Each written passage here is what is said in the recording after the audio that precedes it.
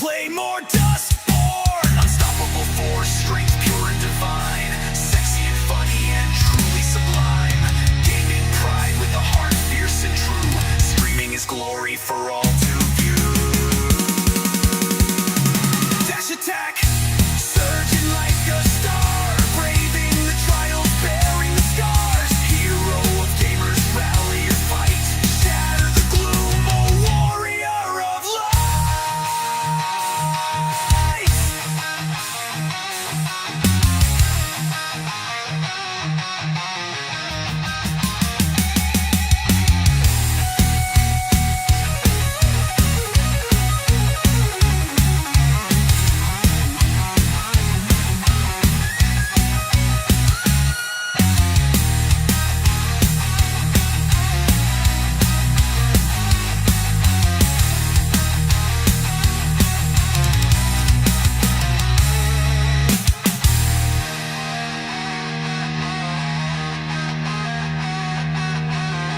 All right.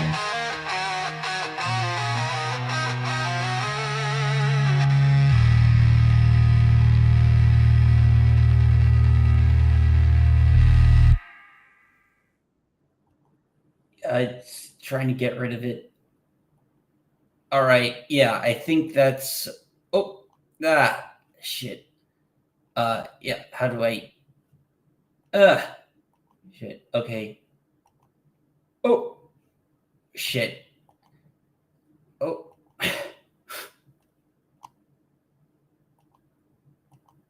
There we go. Yeah. Hey, everyone. Dash Attack here. Welcome to another episode of Talk No Jutsu Live. And today I have one of my friends from Ryan's podcast on Rumble. Please welcome Araza. Hey, Araza, how are you doing? I'm doing just dandy, buddy. How you doing? Yeah, how you doing now? Like, please sub to Araza. Oh, hey, we got a long time supporter. Hey, Kaiser, how's it going? You know, Dash, I had to call you out in the least pedantic way possible. Your song said that your Catboy warrior had a sword, and that weapon was not a sword. It wasn't. That weapon was a glorified halberd without the base handle. Oh well, it was like the AI video let do one try for the free trial. So this is a sword. Yeah, ideally, I based the lyrics off my just like my avatar. I based it off my Final Fantasy character, who currently I'm playing Red Mage, so my sword is a little bit more pointy, and whereas the sword in the intro is a little like just magic handleless, like big sharp thing. Wait, what do you mean your sword is more pointy? Yeah. Oh, hey, Kaiser. Yeah, I upgraded. My model. Man, I gotta take after. Do the same thing. I need to hit the gym for real life. I really do. I need to if I want a body like this. Hey, come on, there's nothing wrong with the twink build. I'm assuming you have the twink build. Oh, I had the twink build. Like, I still have that model. Yeah. I'm into the real world, or are you a glorified twonk? I'm like average. I'm like pretty average. Not like I'm not like muscular, but I'm also not like scrawny or twinky. Hey,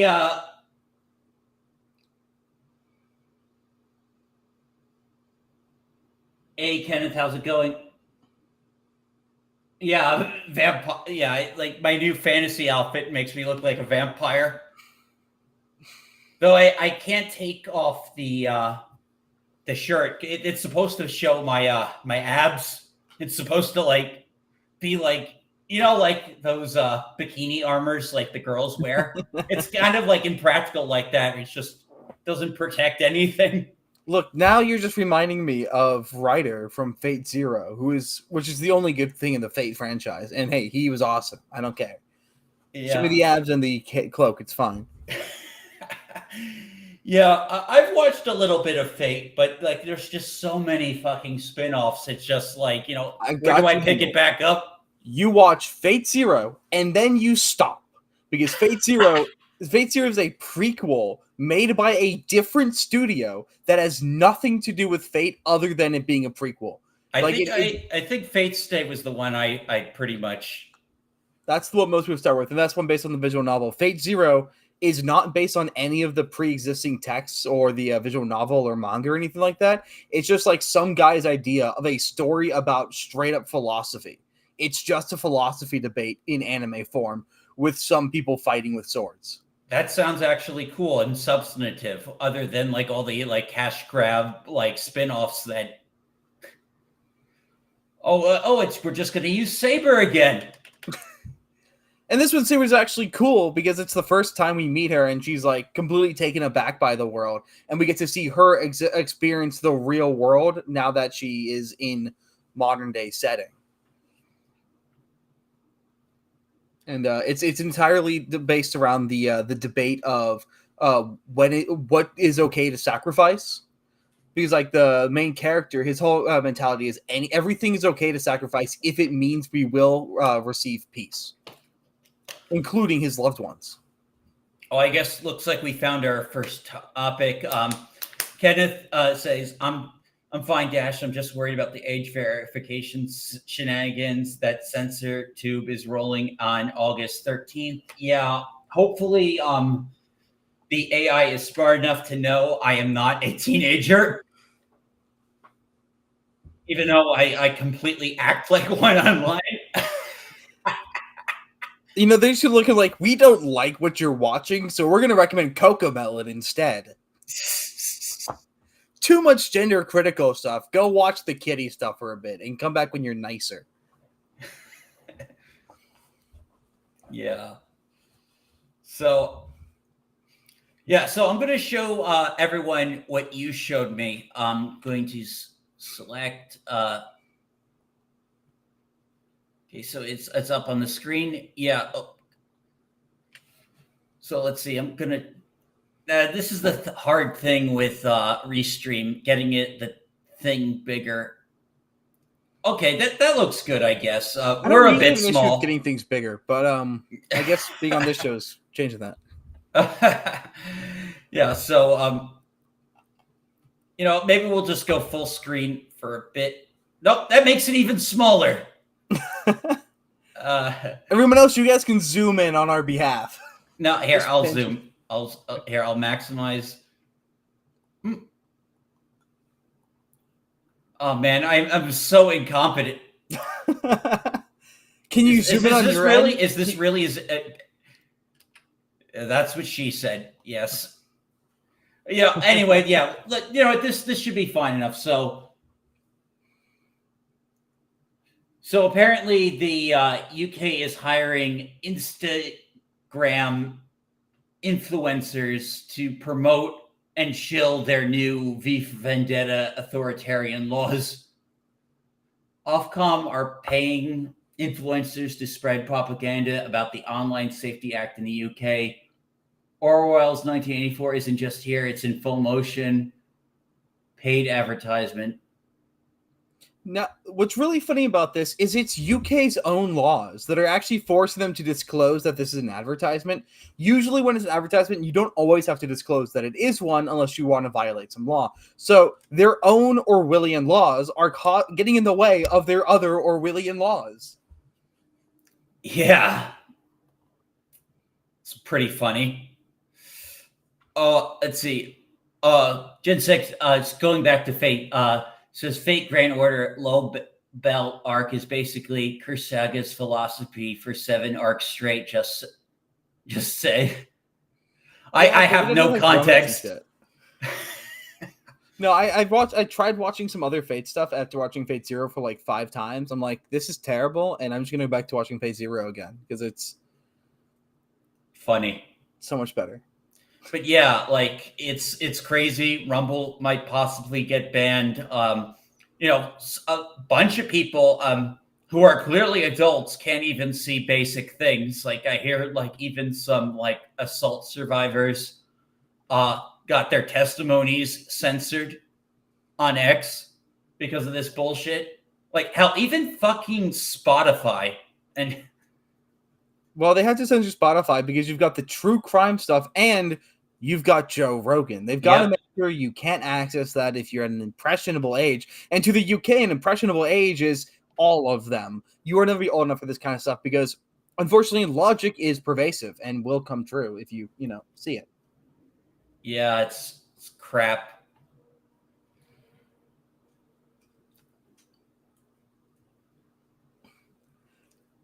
Actually, I think I've got a copy of 1984 somewhere in my room. And yeah, no, it legitimately is nothing more than 1984 brought Paramount to the fact that it's like if you ask somebody to make the worst parody of 1984, that could never happen. We're somehow in that timeline. It's Yeah. not even like believable censorship.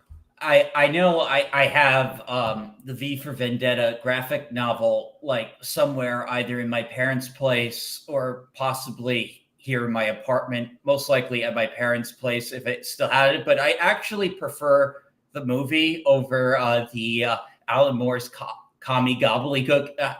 Kidding. I mean, like, he the man is who he is. I mean, but I do actually think the Wachowski film is actually better. Yeah, no, I love the movie. Well, I actually have talked with a friend about this, and what's funny about the movie and so much satire is it was making fun of the right wing, and we're seeing everything it's warning about happening with the left wing, and it really comes down to the fact that Alan Moore and so many other people are just really bad at writing satire. They're so bad at writing satire, they just write what the left is going to do. Yeah, I know. It's like the Wachowski film had all these Bush references, the comic book version, like stuff from like more from the time it was written. And then like, it's just and now it's the freaking left that's like implementing all this bullshit. But it was supposed to be. Well, the funniest thing is, what is one of the major points they're using to justify this? We must censor everything to ensure that the right cannot rise again.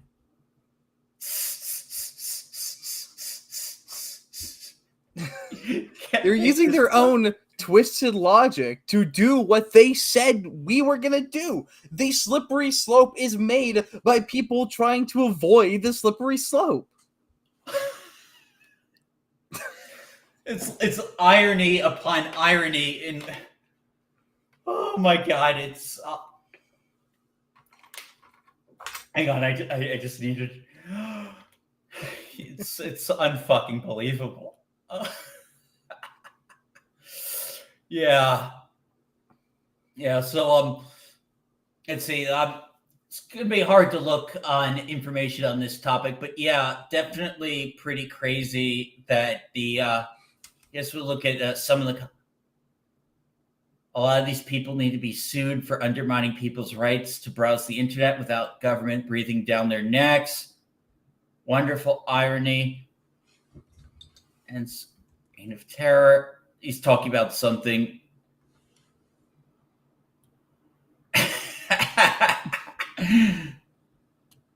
He's the creepiest prime minister I've ever seen. Oh, I just saw what might be the best tweet about this one. If I can share this real quick. Oh, yeah, send it. I send it? Okay. Yeah, let me see. All right. Oh, is that it right here? All right. So, Ofcom has launched investigation into numerous porn sites for not complying with the new age verification requirements. The phrase Streisand effect comes to mind. And here, teenage boys go through Ofcom's list. Okay, some sort of inception is going on right now. What is? Yeah. Oh shit! I'm sharing the wrong X stream. That's what happened. I'll just send this to you. That's my bad. There you. When does this happen in the movie?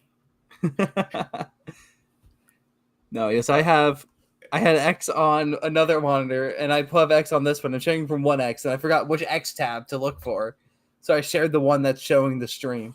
Yeah, it's okay. These tabs, I'm not good at this either.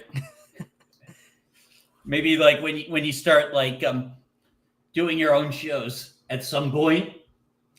Also, do subscribe to Arza. His links are in the description. I've been sitting at 349 for a month, and half of that's my fault because I haven't uploaded in 2 weeks. But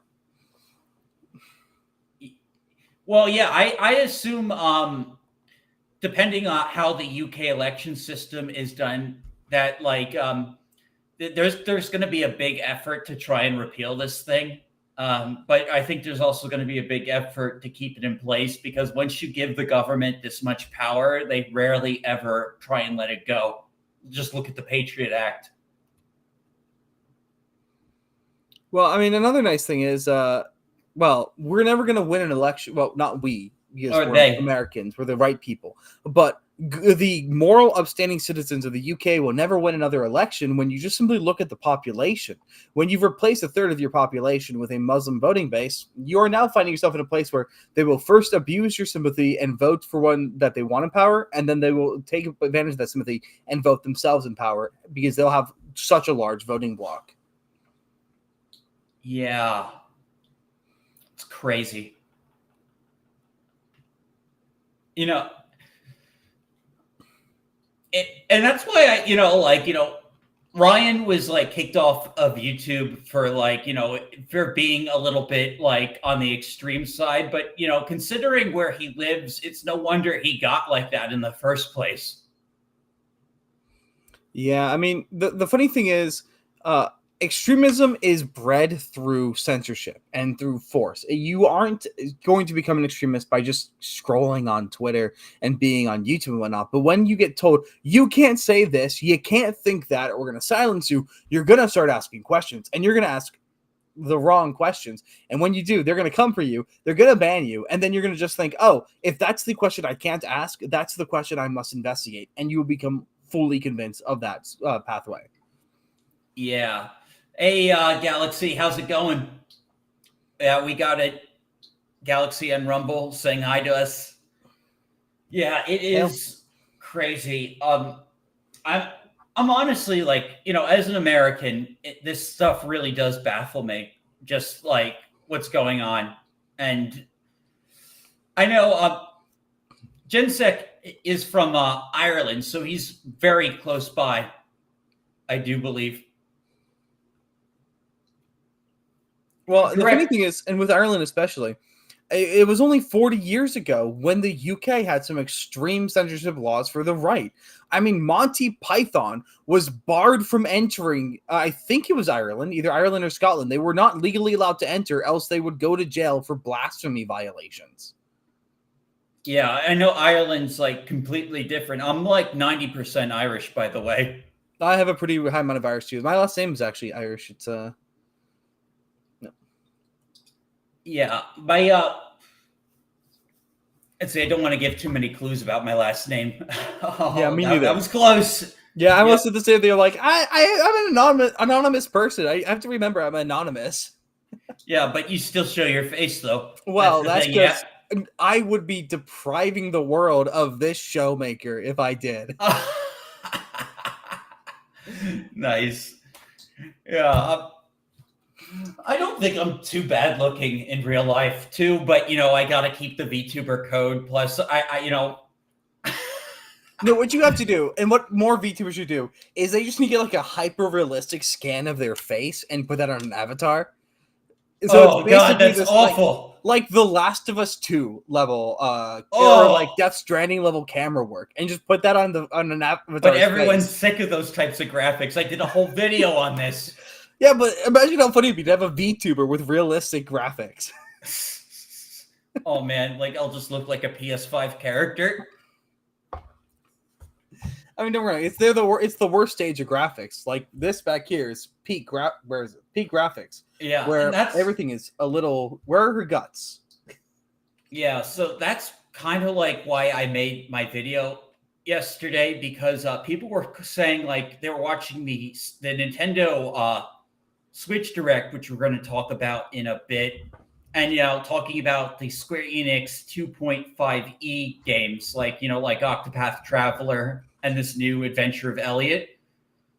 And they're saying, 2D HD slop. they called it. I'm like, no, that's not slop. We haven't gone nearly as much of an oversaturation as the Sony live action walking through a hallway and talking slop.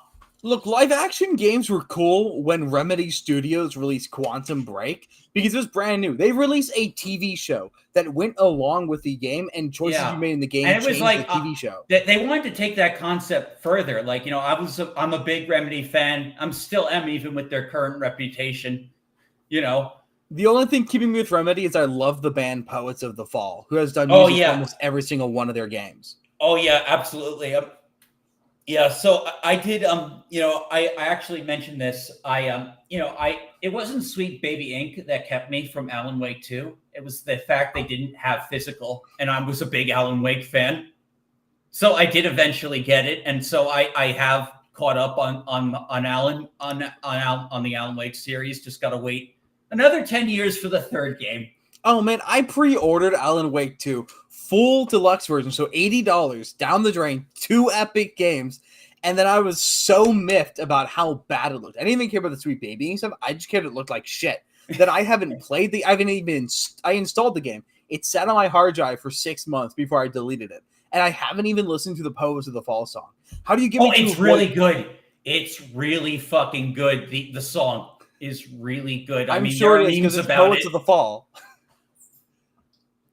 But this game is so toxic. I can't even go near the song. Like the song for this one is basically just Alan Wake's entire biography in song, from when he was a child to up until he disappeared. It's really, really catchy. I bet. You know what? Let's react to it. Is it YouTube friendly? Oh, yeah. I don't think we'll get struck down for it. I don't think. Because I didn't get when I played the stream. When I played it in the game, it didn't. Okay, but no, it's like I just forgot what I was gonna say. God damn it. Yeah. So let's see. But no, Poets of the Fall has some of the best music ever made. I was going to talk about Alan Wake American Nightmare. The song in that is on paper a really bad song, but it's one of the most catchiest songs ever. I forgot if they did a song in that game. It's been forever since I played. They did the I Am a Psycho. That is a good. That song is also actually in Alan Wake 2 briefly. Is it? Yeah, they put it in briefly in one cutscene. Yeah, because in Alan Wake American Nightmare, you keep seeing the darkness, and he keeps dancing to it. And it's all the TVs you find, he's just dancing to the song, and it's just mocking you. Yeah, hopefully, fingers crossed on that. I'm not really sure how much Trump actually cares, but apparently he's talked about it. Well, I hope. Oh. Yeah. So.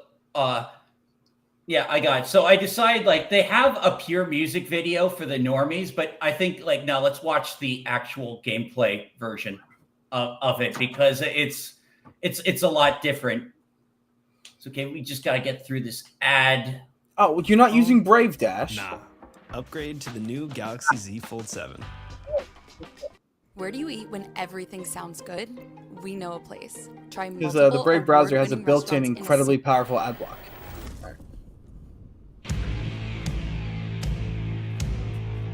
What the hell?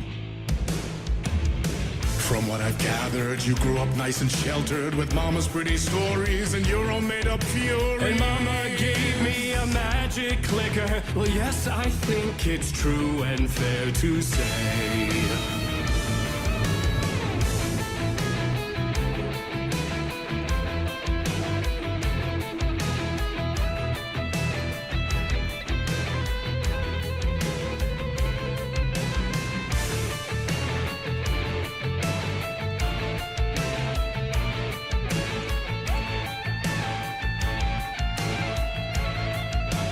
Funny, you have all the live action actors pointing where you're supposed to go. That is really funny.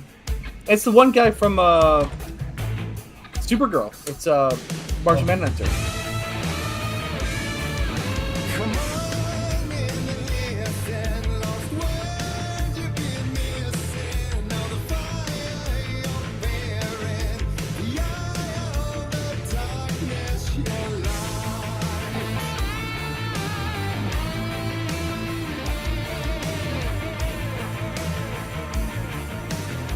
Now, like, there's a version with all this live action footage of, like, that's a little more condensed, but it's like, this is the actual experience, is this whole trippy, like, nightmare sequence. Okay. It's not as good as Darkness Will, or Light Will break the Darkness, something like that. But no, this is just the beginning portion. It's a very long song in, like, 4 parts. The song had actually 19 minutes, is it? So you were drawn to stories Well, early on. because it's more like a 9-minute song, but like 20 minutes if you get through. Yeah, but with the clicker, I can play the short version. I'll get the short version. Yeah, we'll get the short version. Yep, 9 minutes, you're right. Welcome. Our guest tonight is Alan Wake. This time he wanted to do something a little different. A deep dive into who he is as an artist and as a man. Where he comes from, where he draws his inspiration, what demons he wrestles with in the dark hours of the night. Oh, so they did something clever with this character. So I think originally they wanted Lance Reddick to play this character because his name sounds very similar to another character from Quantum Break who they don't own the rights to. His name is Warland Dorr. Yeah. Which sounds a lot like Warren Hatch. No, Lance Reddick was in Quantum Break. Yeah, he was the villain. Yeah, well, he was. Yeah, it was one. They had a big twist set up for his character for a potential sequel, but we'll never get it because Microsoft too. And yeah, Microsoft ruining Quantum Break. Yeah, they ruined it because they ruined the TV show portion and they made them restart development. And I think that's why Remedy doesn't work with Microsoft anymore. But also, this guy he looks like Lance Reddick. He's like Lance Reddick light. True. Yeah. And also, fun fact, I also think he's the reason why Sage got race swapped, like the real reason. Because it's very heavily implied. Yeah, I'll just leave it at that. Together with our house band, the divine old gods of Asgard, we have created something very special. The song is called Herald of Darkness, but I like to call this next segment the story of the journey of Alan Wake, the musical. We just do what we always do. We'll chat, but instead of talking, we'll sing it. Oh, hey, thank you for the 3, Dragon Master. From what I've gathered, you grew up nice and sheltered with mama's pretty stories and your own made-up fury. And mama gave me a magic clicker. Well, yes, I think it's true and fair to say.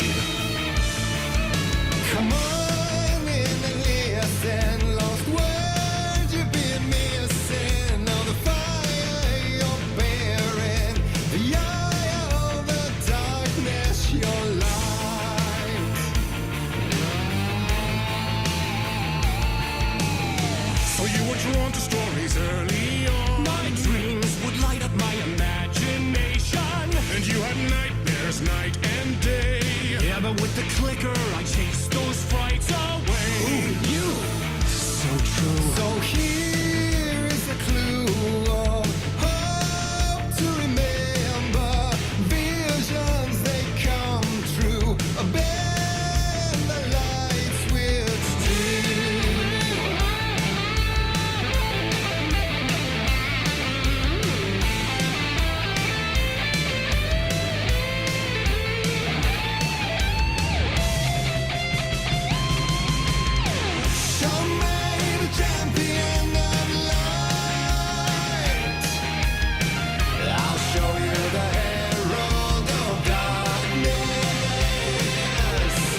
You can tell they borrowed a lot from Peacemaker. I just love how high on drugs. It's proof we need cocaine back.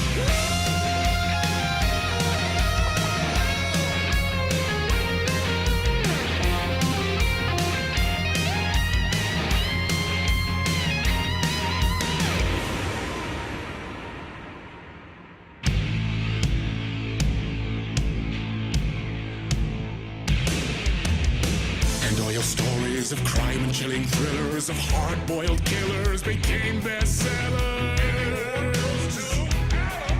It was all too much, I had to get away.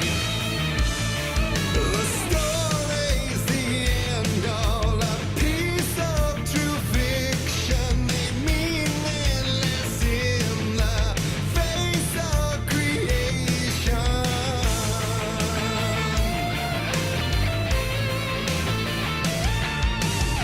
But there is more to it than meets the eye. I never meant for it to ruin my life that way. Would you say you lived a jaded lie?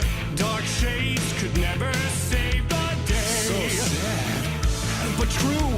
Fighting the nightmares, torture and light switch, a gift or a curse, a reality made of dreams.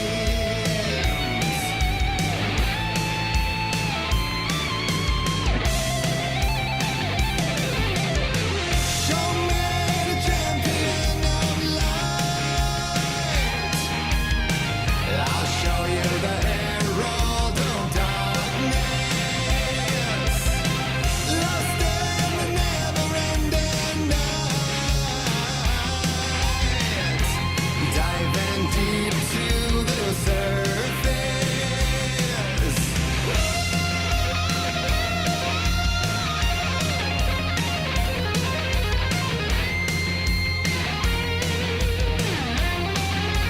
Yeah, Galaxy. I prefer the original game, like just because they went more.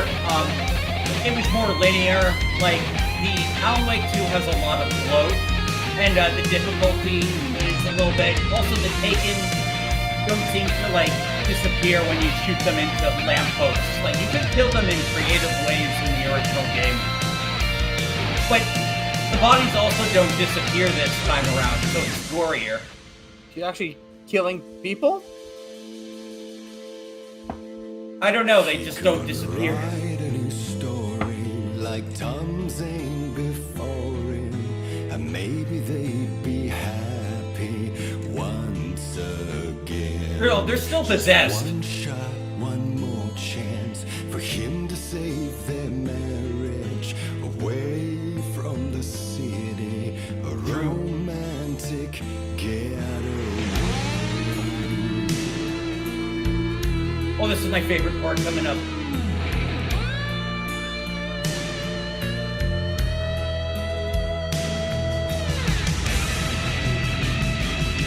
Still he's a torchbearer, and he couldn't be much clearer.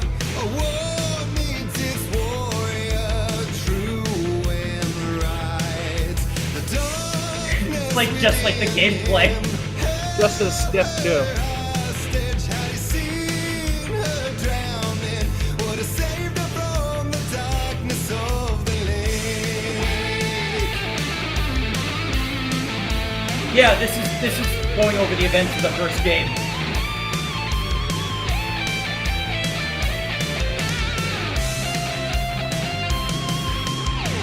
Show me the champion of light. Oh, I'll show you the herald of darkness. Lost in the never-ending night. Diving deep to the surface. Now what's cool also is you have to fight a lot of Taken during this part. Like you actually like do fight during this part of the thing, and so you have like a bunch of like normal Taken coming out of like on the stage, and you have to fight them while the song plays. I assume it's like these sequences in with War and why can't I think of which song was the primary one from Alan Wake 1?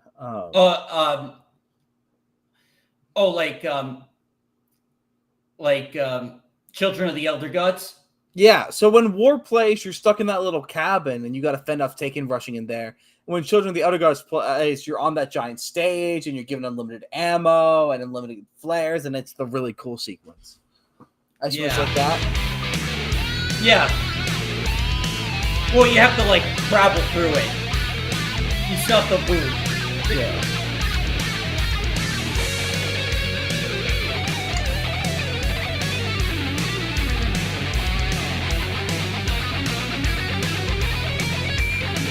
Oh, Control was excellent. I like Control.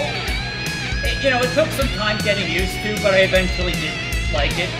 Same, I have not heard good things about Fire Break. Oh, yeah. Yeah. They should have just stuck to story games. Well, Firebreak would have been fine if it wasn't $40. True. Such a dark place, am I trapped in here? Is this real? I cannot remember. There was a manuscript, it held a key. A vicious cycle I must not surrender to. Echo scenes to seek out again and again until I figure it out to bring this song to its end.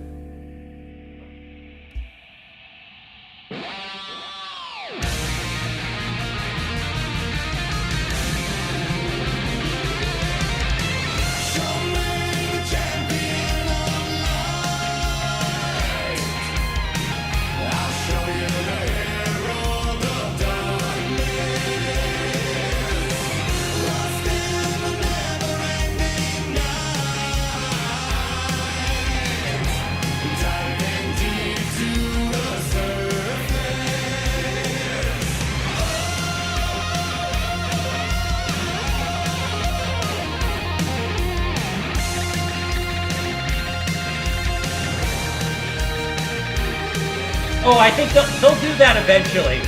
Eventually, they'll have. They're gonna kill Alan, replacing the Saga permanently.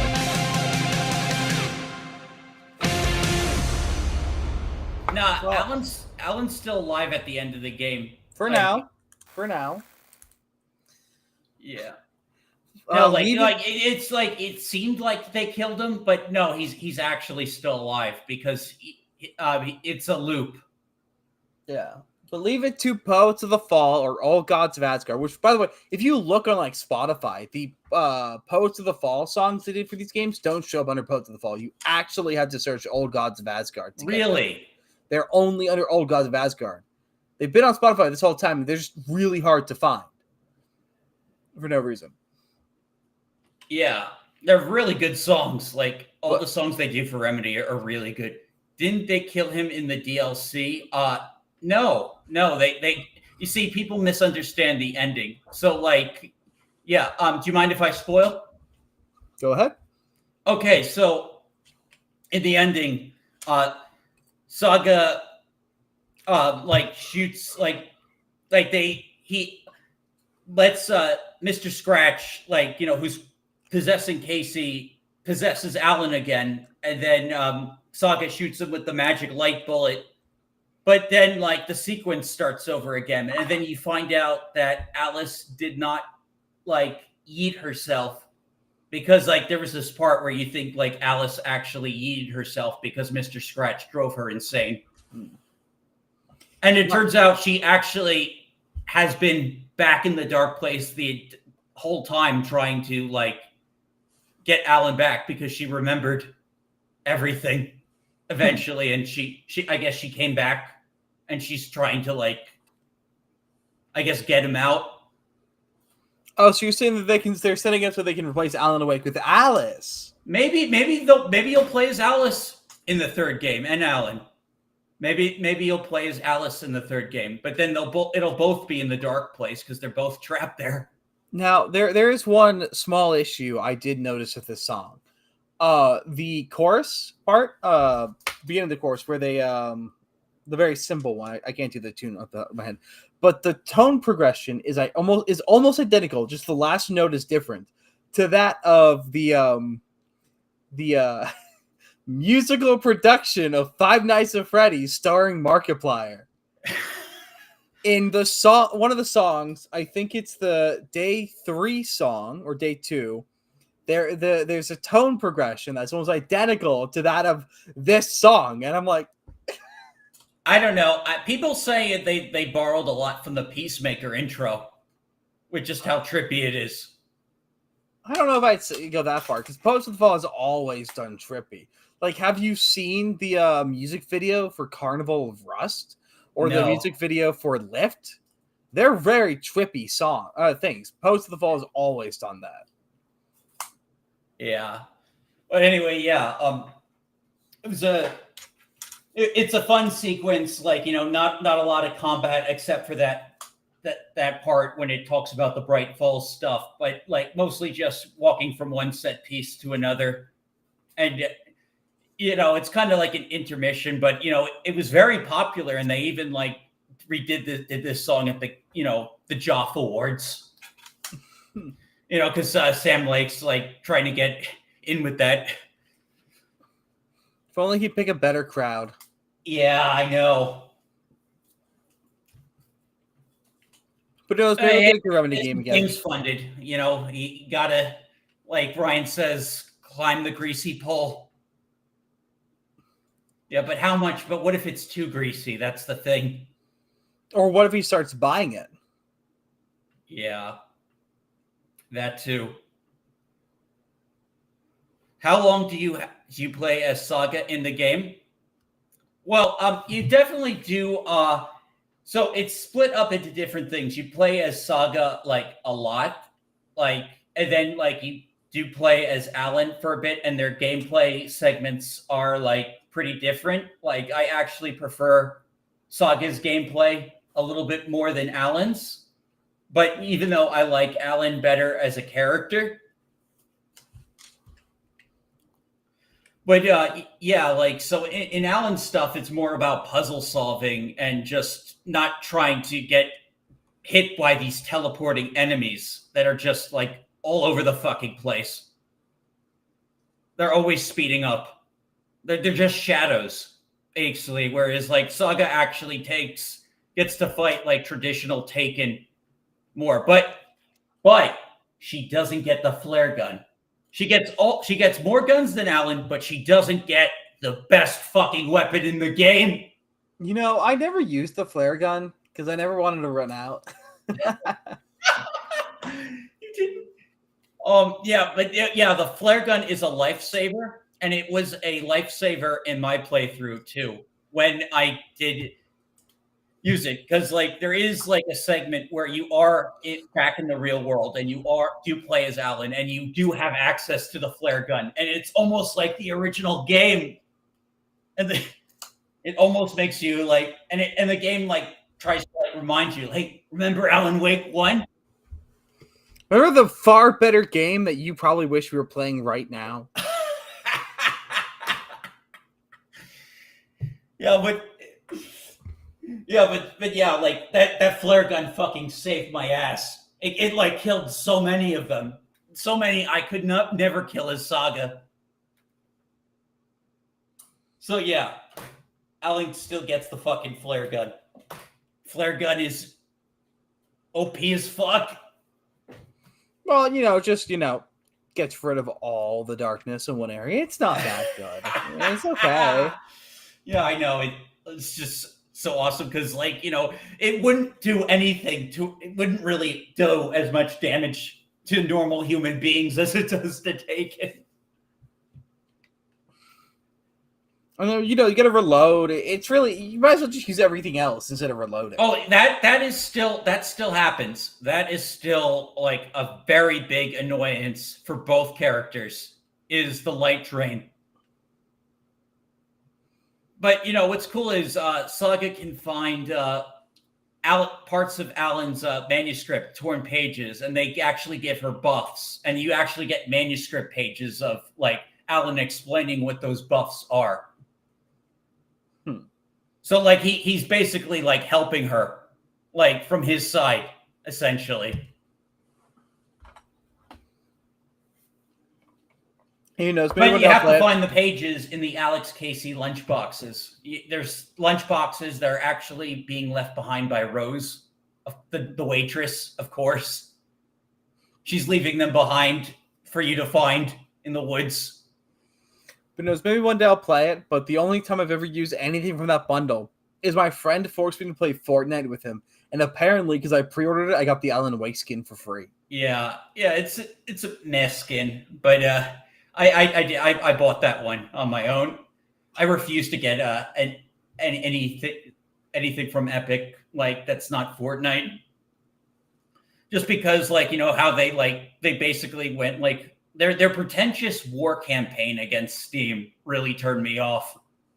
Well, it's an inferior marketplace. It has never worked. It has insignificant sales, and it has a major issue of not protecting user data. It's a very insecure service, so it's very easy for your data just to get leaked out there if you use Epic. Yeah, so, mm. But I'm not surprised you need to rely on ad homs. Okay, so I'm going to show right here. So yeah, so this is someone trolling Nintendo. So these were like all the games on the Direct. So like these are all the games that are going to be on keycard, and these are all the games you have to get them on Switch 1 if you want physical. Thankfully, the Pac-Man World 2 remake has a Switch 1 copy, so I'll definitely be getting that. I love that game. Why does Apex Legends need a key card? Oh, it doesn't. It's digital only. It's just included. It's not. Yeah, no, Apex Legends doesn't have a physical version. But yeah, like basically, like we assume this Adventure of Elliot by Square is going to have a key card because all the other Square Enix games have key cards. My favorite one I see on there is the nice little inclusion of Borderlands 4. Nobody was going to buy Borderlands 4 anyway, and they're especially not going to buy it if it's on the key card. Yeah. I don't know. Is there anyone who actually thinks Borderlands 4 is going to be a good game? Not that I know of. I saw the trailer for one of their they teased a new character. And I told my friend, Borderlands thinks this was a lot cooler than it actually was. Because it's like a guy who can't stand normal gravity. So one of the tech groups that put him in an exosuit that protects his body from gravity. And then he shows that they can turn off any moment to kill this guy. And they're like, but you know what else we could do? We could just kill them anyway because the exosuits can take over their corpses.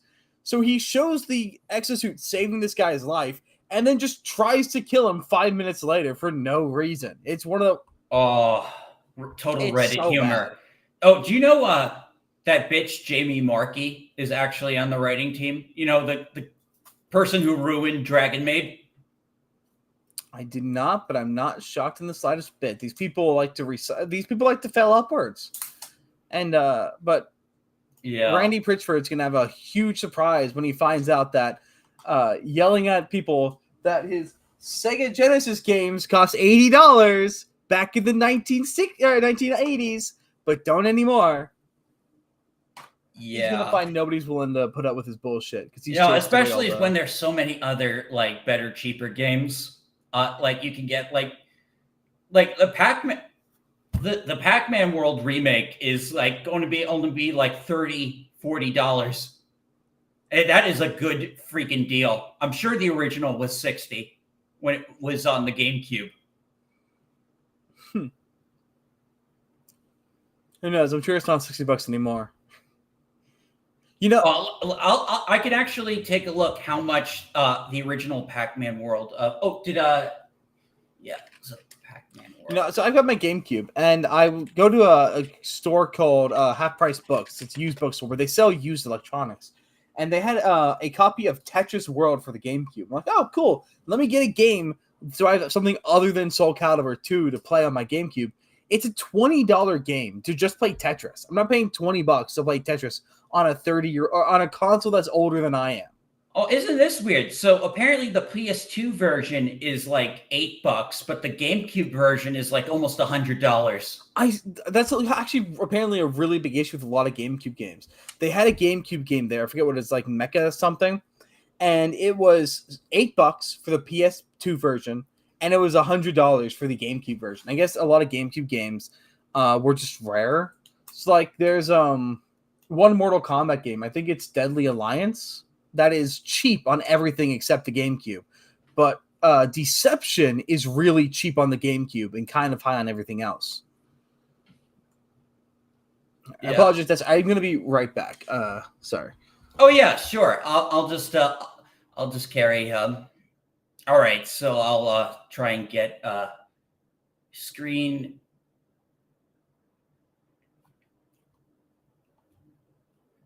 Oh, Galaxy says, by the way, exclusive versions of Yakuza 0 Director's Cuts, which is Switch 2 only, is a GameCube. The exclusive. Oh yeah, but that was just released. All right, yeah. Let me see.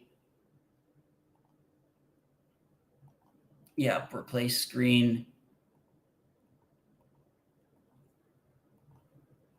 Yeah, so check this out. Yeah. $7, $80, $94. It's insane.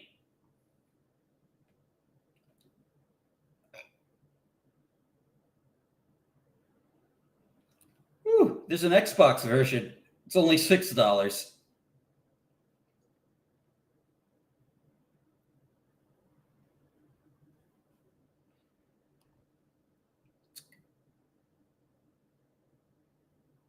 Yeah, I know it was a launch title. But I'm talking about this new batch of games. Oh, that's the one they added an English dub to? I see. Had too much water. Ah, I see. Yeah. You know, one thing I did find out apparently. So you know how PSP games were the small disc instead of a plastic cartridge? Yeah. Reportedly, if you remove it from the plastic, the disc will run in a GameCube. That's insane. Because I saw somebody who had a copy of Little Big Planet that had broken for his PSP, and he put it and played it on his GameCube. How is that possible? They're the same disc size, and I guess they aren't hardware exclusive discs. They just made it not compatible by filling it with plastic. I don't know how true it is. I might get like a dirt cheap PSP game from one of these used stores just to test it. But if it works, that'd be kind of funny. Would a GameCube controller like work with the buttons? That's a good question. I imagine maybe. I'm not sure. I know I've got this one. I don't even know if this is what GameCube controllers actually look like because the button layout's so fucking weird. It's just a GameStop. Oh yeah, that is a bootleg GameCube controller for sure. I have a real one. Oh yeah, it's from GameStop. It has the GameStop logo on it. It actually didn't come with my GameCube. It came with my Wii. Well, I mean, GameStop has to make its money like somewhere, especially since they shut down everyone that wasn't in a mall in my area. Now I have to get all my physical copies online. Man, fuck that. And I need to go check out the one there's one like 20 minutes away that has a retro section. So I need to go check them out at some point. See if they have any. Oh, nice. Yeah. I went to one of those retro GameStops. It had a small selection, but I was able to get some stuff. Apparently, like there's a really good retro store in my area. Ooh. Now I got some good GameCube game. I got a GameCube game and I got a Spyro game out of that. Well, the place I really like going is a Game Exchange. They're really good. Their prices are actually pretty competitive and they have good selection. And the half price books is fun just for finding cheaper stuff, generally cheaper. But like I found a game that is like $90 on eBay, but they're asking for $70, and I'm like, I'm not paying $70 for Zelda games, even if it is like 4 games in one. Ooh, the Zelda collection, 4 games. I don't actually know how many games it was. It was the Zelda. It was I think it was called Collector's Edition because it literally had every Zelda game up to that point. Oh, yeah. I see. Yeah, I think that it might be a GameCube game. I think probably a collection or might have even been Master Quest. Oh, here's a copy of it for $40. So I don't even know why that one was 80. Yeah, it's Zelda's Collector's Edition. And what games are on it? Let's see.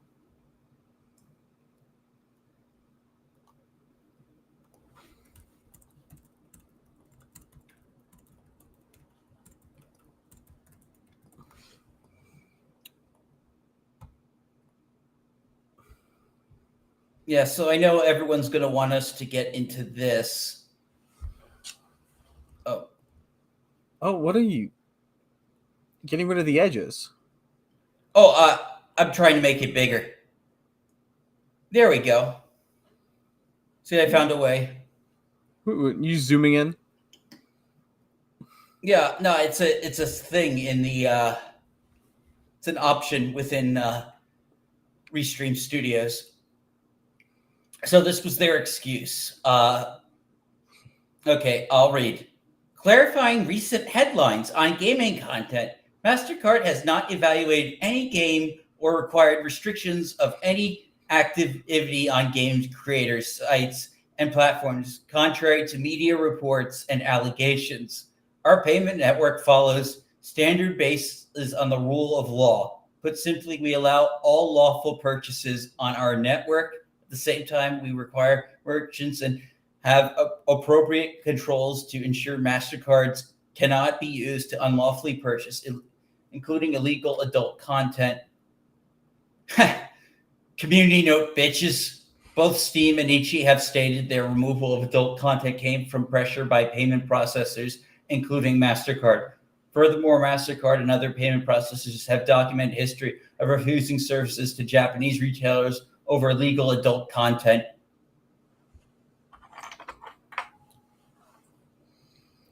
Well, if you're gonna lie, at least have some deniability in your lie. When you're gonna be caught and called out so easily, at least pretend to have the gall to not be so evident. It's so funny scrolling through the reply list, starting with me, Levistro, Hypno. It's like that scene in Airplane when they're all lining up to hit the woman. I know. I guarantee you, Madame Savvy has one of the best essays written about that, or about this. You say? Oh yeah, I'm sure she's been on top of this since this whole thing began. Master of TDS submitted the community note, or no, he voted on it. Yeah, voted it. Why the fuck you lying? But no, J Viper, Cozy Games, Kata. Deviant. Wait, hold on. Why is it that Kata posts the reaction with a monkey on it? Bud, you okay? Mango Art. They want to Packer censor Girl. so bad. And everyone is coming out here and doing all this censorship stuff. And they're just getting called out left and right because what they're doing. Madame Savi's obsessed with Genshin. I don't like it. Yeah. I don't know. I've tried giving those mobile games. I like the character designs on some of them, especially Zenless Zone Zero. Because of the whole I know, shocker, right? But Genshin's not a mobile game. It's available on mobile, but let's not. It's a PC game too. Yeah, true.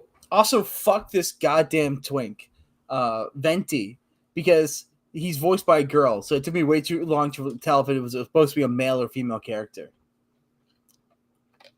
Even Wargaming Dad is no. Zach, he's man, it's literally fucking everyone. Everyone is here. Yeah. Wait, hold up. Go back up. See if they're monetized or verified. Oh, MasterCard? Yeah. Oh, yeah, they got the $10,000 yellow check mark. Well, I guess it's a good thing they have the blue check mark because they would have made so much money off of the impressions they got from this post. I'm not sure if yellow check mark makes money. I know that's just supposed to show that you're a business. And Elon does make you pay for that now. It's so funny how expensive it is, though. So, It's funny though, like when these game companies say they're making a Blue Sky account, but they're not getting rid of their yellow check mark. Well, Blue Sky is free, and they can virtue signal all they want. Well, and let this they be were it. hoping that would actually take off, and it didn't. Can MasterCard even justify using Blue Sky? Have you scrolled on Blue Sky very much? No, I don't go there. Lol. It is filled to the brim with pornography of the worst kind. The kind that MasterCard has stated they are opposed to. Like hypnosis.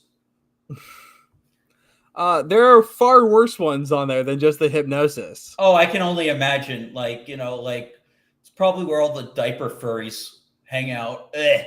The amount of time you accidentally will find that kind of content on Blue Sky. I've used Blue Sky maybe 3 times just to look for things, and I've accidentally found it all 3 times. Oh, damn. That's disgusting.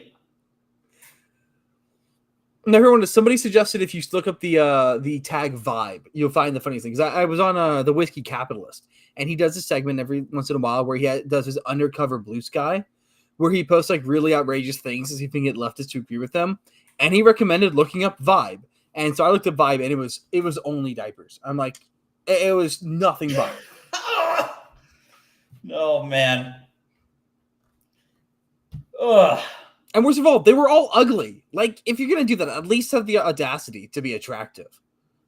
Like I said, when we were on a panel together, Tyga is into that shit, but I don't think he's actually that gross about it. Right? I haven't seen him post too much. Where it was some of these other people, they're just straight up bathroom bullshit. Well, if you're gonna do it in your bedroom or with a consenting partner, fine, it's gross, but it's established. Yeah, I don't need to know about it. Yeah, I don't need to know about it. But don't wear one that's designed to buff out in public. Don't do that. Don't. One of the worst ones is when I've seen people wearing uber short skirts where it hangs out underneath it, and it's the world's ugliest dude just wearing that. Man. The entire market around it is discreetness. And you're doing the one thing to make it not that. Yeah, it's. Oh my god, how did we even get onto this? Well, because they were supporting MasterCard, or MasterCard supports Blue Sky, and they're proud to be on Blue Sky and Virtue Signal. Do they have a? Let me check. Let me use my undercover Blue Sky account that I never use. Oh god, yeah, I'm curious.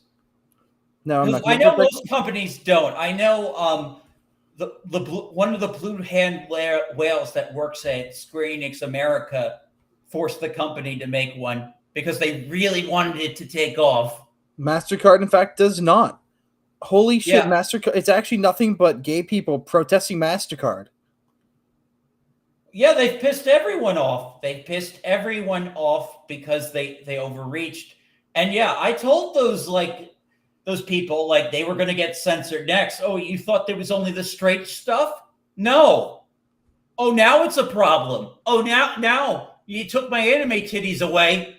Well, fuck you. Yeah, they remember a lot of this niche stuff they're targeting explicitly focuses on the gay community. And you're welcome to say, what do you mean by that? Well, we all know what I mean by that. And they're going to come for all of those niche little fetish groups. And, oh, well, the leftists now lost everything. Yeah. It's so funny. They're trying to justify it by saying how the Collective Shout is supposedly a religious organization, yet their entire site is all dressed with leftist art styles and coloring. Well, they're Hellfire Brimstone commies. Their entire thing is, yes, they're leftist and they're religious, but they're the wrong kind of religious. And at the end of the day, the only thing they care about is control and censorship, which is a lot what the left cares about. Yeah, but now they've pissed off the subset of leftists that actually like to goon. like they're fine with shaming other people for gooning while doing the exact same thing, so they're fucking hypocrites. Well, leftists are only goon to what's safe, horny. You know, they're Like, date everything. their material is appropriately racially diverse. I hate the whole concept of safe horny. Horny is just horny. Yeah, it's a way to feel virtuous and pious about what they masturbate to while shaming everyone else. It's their own self-jerking high horse, except it's a high horse only because they really like horse cock. Talking to you, Vosh. Yeah. Oh man, I remember when I first heard about Vosh and his horse dingus. Well, he doesn't have one, but he's got files on his computer of it. Yeah. And I bet I wonder, does Vosh have an X account? And what if he's celebrating this? Vosh does have an X account. Let me see if I can. Hopefully, nothing bad comes up. Let's see. Searching on his Oh, page. God! Did you immediately find porn? Am I not showing it on the screen? No, it's just his X banner is the Sistine Chapel. What? Oh no! Oh no! Oh. Okay, he hasn't posted since January on here. Let me check on my undercover blue. Oh, so maybe he left, and he actually stuck with it. Well, that's because he wasn't getting any traction anyway. Let's see. Here's Vosh. Yeah. He's also not active on Blue Sky either. Hasn't posted in 7 months. God, he's such a gay-looking guy.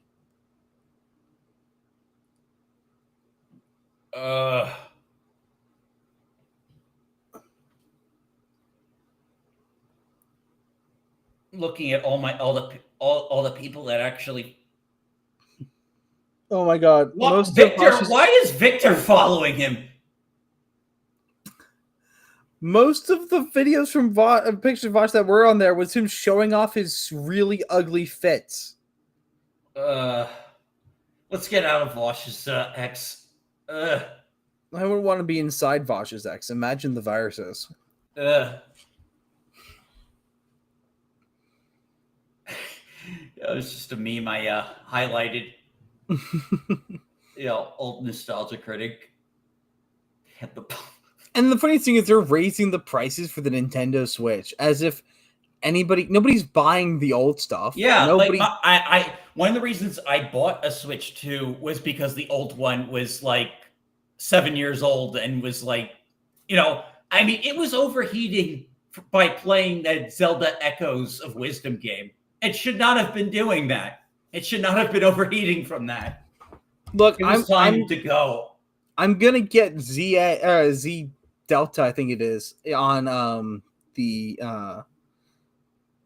Switch 1 because I'm not buying a Switch 2 until they fix their shit. I'm currently done with Pokemon. If I go, only if they remake Mystery Dungeon 2 will I come back, and I might finish up Arceus, but I'm kind of done with Pokemon. I'm actually becoming a Digimon fan now. Boo! That's worse. Not to detract a little bit. I learned something really weird about Yu-Gi-Oh. Did you know that Yu-Gi-Oh was originally about Magic the Gathering? Really? It was making fun of a Magic the Gathering player. And then when it got so popular, people kept begging to know how to play Yu-Gi-Oh, so they had to make up a game to go with the show. Or go with the manga. It was for the manga originally. Yep. No, I thought the whole point of Yu-Gi-Oh was that they did make up a game. Yeah, no, it was apparently a manga first, and it was making fun of a Yu-Gi-Oh or a Magic the Gathering player, but they couldn't use magic. And then they were begged to make an actual card game, so they had to create a new card game for it.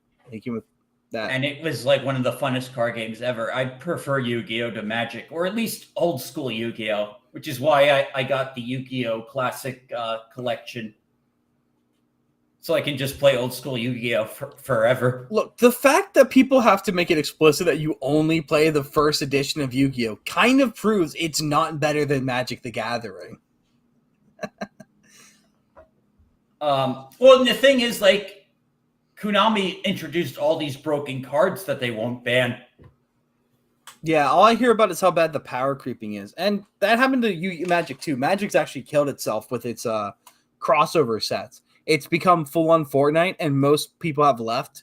And There's even a Fortnite crossover. And yet we can't get another Garuk. Just give me my boy Garuk back. That's all I ask. If you give me Garuk, I will play again. Yeah, like, listen, I don't even play Magic. I only got the Final Fantasy cards for Final Fantasy, and then then immediately after they do Sonic, and I'm like, no, I'm good. I didn't even build a deck. You know, I kind of wanted to build a deck, maybe even try and get into the game again. You know, I've attempted several times, but maybe with an all Final Fantasy deck, I still don't feel motivated. Well, also, they want everyone playing the worst version of the game, which is Commander. Commander's not fun. It's only good if you have like 5 people to play with who are really good at Magic. It takes up too many cards. It takes too much time. Instead, you should play Kitchen Table rule set, which is just 60 cards, normal playing. Nothing. Wait, what was that? Oh, yeah. Darksiders 4 got announced today. What? It's going to be bad, isn't it? No, it's going to be co-op. It's going to be... Oh, they've done a co-op, though, and it wasn't very good. Well, I don't know. This is just a teaser. War's back. If it's... I'll be excited. No. Not alone. Oh, what were you voice acting? Yeah, it's Liam O'Brien. Oh, it's all 4 of them. Yeah. But, you know, they have done a co-op Darksiders before. Yeah, I haven't played that one. I Me still neither. actually, I never finished 2, so I'm probably going to have to marathon the rest of the Darksiders series. 2's the best one. I really liked 1, except for that final quick time event at the end that was like impossible. I don't remember there being... I don't remember that. But no, 2... It's during the final boss. Yeah, I don't remember that. No, 2's the best one. That's the one most people actually got introduced to it on, because Darksiders Definitive Edition was sick as fuck. The War Masters Edition for Darksiders 1 was pretty good. Darksiders 3 just lost the hack and slash and went straight to the Souls-like. It was okay. Darksiders Genesis being an isometric co-op game, which you can play by yourself. I didn't finish it because it wasn't like... You clearly need 2 people to play it. It's not as fun by yourself. So yeah, same with I'm doing Dead Space 3 right now, and we're kind of stuck right now because my co-op partner, we're at this part that only he can do, and he just keeps dying at it. Oh god, nothing worse than having a bad player teammate. I mean, he had the best guns up till like this point, but like I don't know. I think the segment just might be like. It just might just be a bad segment, or he's just doing something wrong. We're gonna try again this Sunday to power through that and hopefully succeed. But yeah, Galaxy was actually like the one who told me about this, and he was asking me about co-op. So like, I'll definitely be doing that with him. But as soon as I catch up with the series and as soon as this actually comes out, I'm gonna hold out hope. But I Darksiders 3 had a lot of the intersectionalism kind of sprinkled in a little bit. did it now? Oh, It wasn't too terrible, but it was a little bit there with Wrath. Also, making the 4th Horseman Wrath instead of Pestilence, just so they could justify making it a woman, was questionable. huh? Did that break the lore? I don't know if they ever established who the 4 horse. I don't remember if they established. Yeah, who the I think 4 they horsemen were did. originally. They did. I think they have established them in the other games, and including their genders. But I think Fury was supposed to be the only one who was female. I'm not entirely sure. I'll tell you when I play Darksiders 2 and try and complete it. Yeah, to I get know caught up. is Death War and Strife, which also isn't a horseman, but whatever, they can have some creative liberties. Those two are men, and then you have Wrath, who I don't know if Wrath was ever mentioned in a previous game, which is also not a horseman, but whatever. And then that's the female horseman who you play as in 3. Yeah. The thing is, THQ Nordic isn't really like super woke. Like, in fact, they even once did a Q&A on 8chan and got like completely attacked by the media and had to like apologize and go quiet. But they actually like they told the guys at 8chan, "Oh, don't worry, like this will all be good." That did not go well. Like, you can look this up, man. This actually happened. You know, like 8chan is supposed to be like super 4chan. Yeah, 8chan's the more evil version. Yes.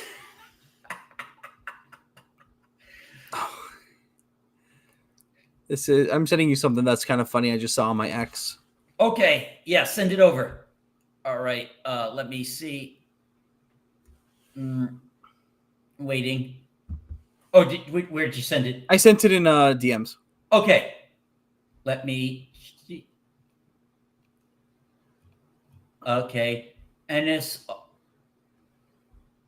NSR needs to give this to their own staff, not us. I'm gonna show the rest of it. Okay, I'm gonna show screen share. Yeah, preach. Why did you have to reboot the timeline a second time? Just continue. Well, Give us the Evil Raiden storyline, you dumbasses. Well, but that takes creativity and androcentrism. They can't do that. Not without just getting. Just make Raiden a dictator. It's that fucking easy. But then he's gonna be kind of wooed, and we can't have a wooed character. There are fates worse than death, and this Literally was one of the coldest actions. There are fates within death. Rips off Shinnok's head, and then just puts him in a corner of his room, so he has to watch for all of eternity. I know. That's a we could have had. What we could have had would have been no, but then like Chronica had to come and fuck everything up. Ugh. Well, Chronica was kind of interesting, minus the bald head, until they're like, yeah, we're just going to reboot the entire timeline, and Liu Kang and Raiden have to mix with each other. And and also, Sindel was actually evil all along. That was bullshit. Yeah, he was. Well, I don't mind Sindel being kind of a bastard, but you're kind of missing the point if you forget that it was the dark magic that made her truly evil. Yeah. Like, yeah, you could have her be like a little corrupt, but yeah, like she became like an evil powerhouse MILF curb stomper, killing the entire cast of MK9 solo in one of the coolest cutscenes ever. I mean, literally, the way that they killed her is Nightwolf, one of the strongest Earthrealmers, literally having to commit suicide to get rid of her. Wow. Yeah, I forgot about that. Oh, hey, we're talking about it right there. It's right there. Yeah, Mortal Kombat. Here, I'll make your screen bigger. Yep. I'm on this side. Mortal Kombat 9. See it, everyone. The GOAT. We had peak. The best game, and it only lasted. That time only lasted for 2 fucking games before they got rid of the best timeline. Because Mortal Kombat X, while not as great as 9, was still a fantastic game. Yeah, some really cool, like switching different things. Like Jason, like played great, and you know what? The guest characters didn't like outshine there are other characters in those games. Exactly. Like in Mortal Kombat 1, the only characters who matter are and I bought Mortal Kombat 1. So I'm on PC, but up there is the collector's edition box for Mortal Kombat 1. Right there is the Liu Kang statue, and those posters are from it too. I bought Mortal Kombat 1 on PC, and then I went to the Mortal Kombat Reddit. I'm like, I will buy somebody the upgrade if you send me all the stuff that comes with it. I will pay to upgrade if you send me the stuff. And somebody agreed. Wow. And so I got the stuff, and I'm like, oh, this game is actually dog shit. Fuck. And I've got Liu Kang, who's a lame character all over my room, and this game's not even worth it. But hey, at least I have Concord to keep me warm at night. I've seen that. It's in the background at times we've been on panels together. Oh man, what a collector's item. The only issue is I got this literally, I bought it the day they closed the servers, and it was the only they had. It's in fucking Spanish. It's a Region 2 copy. Oh, well, at least it's a copy. Exactly. $40 well spent to look great right there. I don't even have a PS5. Excellent. Oh, man. Awesome. What a great trophy. Oh, man. It was nuts that the shit they tried to, like, with those character designs, the pronouns, like, the whole fucking thing was, like, so laughable. Only to shut it down after 2 fucking weeks. I'm so glad they at least let it go on that long. Because imagine they just didn't. You know, they that would have been had some painful. brains. That would have been painful. We could have been depraved of it. Oh my god, people would the only Concord content would just be people laughing at the fucking game. Well, let's not forget they also released the episode for it too. Oh yeah, they still did. Even after the game shut down, I still have not seen the secret level episode because I heard it was bad. Though, no, that game did sell me on Exodus. I'm really hoping Exodus doesn't suck. Hopefully. Yeah. But, I'm honestly more looking forward to Dawn Walker than anything. That game looks super, super cool. Yeah, I haven't seen any of the secret level stuff. I know I saw a lot of the Pac-Man thing, and I'm like, that was utterly bizarre. Well, it was all to sell Shadow Labyrinth, which just came out. Yeah. Yeah, so they tried to do a Metroid Souls Pac-Man game. Well, it looked like the game Hardened Shell is the game it looked like the most. Just so very weird. Yeah, just adjusting the cameras. Yeah, it was. Let me be the same height as you. There we go. Yeah, like my new guy's taller, I guess. Maybe, like, I don't know. I think the body's more proportionate, despite like my big fucking boobs. Wait, getting ripped is going to increase my height? Time to shed all of this weight. Yeah. Man, you're ripped. I'm fat, and you got the bigger man tits than I do. Congrats. Nice. Yeah.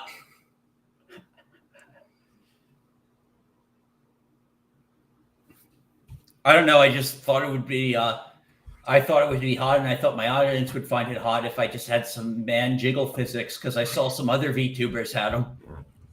Look, just jiggle physics work perfect, no matter who the target demographic is. True. And that's why it's important to stay hydrated, because if you're muscular and you aren't hydrated, you don't jiggle. I'll have to write that down in the back of my head for when I do get to the gym. Oh man. All right, so honestly, I'm stretching for topics now. Let's see. Is there anything on your mind? Anything in particular you want to talk about? I can't think of anything. I've been offline mostly for the last couple of weeks. doing job search, which is shockingly difficult, Oh, unnecessary. I hate job searching, man. I hate job searching. It's I'm gonna have to fresh do. out of my bachelor's degree, and it's like I'm trying to find work related to what I got a degree in. It's like RIP that. Oh my God, I'm seeing myself right now. Yeah, I did not have a good time finding work in my field, and that's kind of why I'm here right now today as a VTuber, because I didn't find it, but that's okay. I'm going to pray for you that you're going to succeed. What was your major, by the way? I got a major in psychology with minors in Ooh. communication, philosophy, and cognitive sciences. Well, hopefully there are more jobs in there than animation and film. I expect that there will be. Yeah, maybe I should have stuck with forensic science. Oh, that would be cool. My little sister's going into forensic anthropology. Yeah, the thing is, the classes were tough. That's why I switched majors to something in the arts. Yeah, psychology wasn't tough. It's really easy. Yeah, yeah. Neither was forensics. Just like, I couldn't pass the chemistry course. Oh God, I took one chem course in college, and it was about brewing. It was about fermenting, making alcohol. It was a distilling class. Really cool. But having to deal with all the stuff about the chemistry, my professor was the chair of the chemistry department, and it was supposed to be a class that focused on the alcohol. He was focused on the chemistry, and that made it quite difficult. He also just didn't drink. Yeah, it was tough. But I did also take a criminology course, which is related to psychology. So I did a report on well, actually, I can't say because it was a kind of a famous local serial killer from a town I used to live in. That's neat. I mean, it sucks you can't disclose, but that is pretty cool. I know I'd like to do a bit more regarding psychology on my channel. I just have to find some stuff that's worth doing it on. I've done a couple of psychology-related videos, such as a video breaking down a New York Times puff piece on ADHD medication, where they lie. They give you the facts, and then they lie about what those facts say. So I broke that down. Yeah, and I did another piece on how the right won't engage with fictional media, and that we have a media problem, and that the right needs to correct that, so we can actually capture the zeitgeist by putting out media worth watching. Yeah. The thing is, because the Ben Shapiro's of the world rejected fiction and art, and which led it to get taken over by far left ideologues, and that's why the center left and the center right are here trying to make things fun again. That's why we have all the indie comic creators. But no, that video was actually really funny. Both of those videos are my only two 40-minute long videos, and the right has a culture problem one. I reference songs. I take quotes from Rush music and classic rock songs that talk about this kind of thing. Yeah, and it's funny, I actually having when I was growing up, dyslexia was my main disability, I think. But now I feel ADHD has been really tough. And I was on stim meds and stuff. Yep. And I've actually currently have a doctor who's helped me get off them. So I'm off stim meds, and I'm assuming those are the meds you were talking about, the ones they lie about. Yes, it was specific about. So I also have ADHD, if you can't tell. Strange how the two people I know who have ADHD, you and me, are both on the bisexual thing. Yeah, heteroflexible, bisexual. I don't know. I'm just the gay. I'm just a gay on Ryan's show. Yeah, shut it, you queer. But no, I was looking. So I was on surveillance too, and I'm actually permanently 1 or 2 inches shorter than I should be because of it. Because it reduces your maximum height by up to 4 inches. Really? Yes, you will. Is that why my younger brother's taller than me? maybe could also be genetics, but yes, being on stimulant medication will permanently suppress how high you can go, and it doesn't take that long. Like being on them for a year will permanently reduce your maximum height, and there's no getting that back. They don't actually, it looks more like what they're doing is they're just overdosing your brain on stimulation instead of actually solving the problem. Because we can cause the same results in non-ADHD children by just giving them a higher dose. And so I'm staunchly opposed to medicating for most mental disorders, and especially ADHD, because it doesnn't work. Talk therapy and CBT is what you do. I'm glad. My new the new things I take, aren't like full like stimulants, like I guess, because like I've mostly got off of them because of like it was like the anxiety was really bad. No, I was only on the medication for a few years when I was younger, and they zombified me. I was just zonked out all the time. Like I just lost motivation. I have a really good ability to build immunity to drugs, and so they kept having to up my dose and up my dose and up my dose, and they had to move me to something else because I'd reached the maximum dose. So I changed medication a lot because I couldn't be controlled. And it got to the point where I was allowed to get off of ADHD medication if I were to try homeopathic remedies. So I went like with no red 40. I wasn't allowed to eat gluten for a few months and all these other different things. So I was only on medication from I think 8 to 11, I think, but it was really bad. Yeah, getting off this stuff was really tough. I remember like I was like passing out, like so like I'm just glad that I am off that stuff now, even though like I've kind of like felt like I've needed to get back on, like, but honestly I've been finding other ways to like really like boost, like I went for something called neural feedback, which was like very helpful. Yeah, I've gotten to the point where I procrastinate a lot, but it's kind of just like I gotta do it. And so if I just start sometimes doing you just need a push. You just need a push. If I just start doing what I need to do, then I'm fine. Like if I just get up, but if I sit down, I'm fucked. I'm grounded for the rest of the night. But if I get back up, I can force myself. I just have to actually get up, and then objects in motion stay in motion. Objects in rest stay in rest. Fuck you, Newton. Yeah. Oh man. Yeah. Okay. I know. Let me see if anything's trending. Oh, so yeah, it is bullshit that Nintendo's like, oh yeah, Trump, you're gonna put tariffs. Oh yeah, we're just gonna jack the price on our old system. Like, yeah, it's like it's such a cop out. Like, they're just. I also don't believe, like, nobody thinks like these tariffs aren't going to get worked out at some point. And what is the term? The return on investment per Switch is so excessively high, and it's such a pointless thing too. At the end of the day, it's the Switch One. It's an outdated console. In the Switch Lite, which nobody bought. Why not just eat the losses? You don't have to raise the prices on a console no one's going to buy. Just eat some of the losses and move on.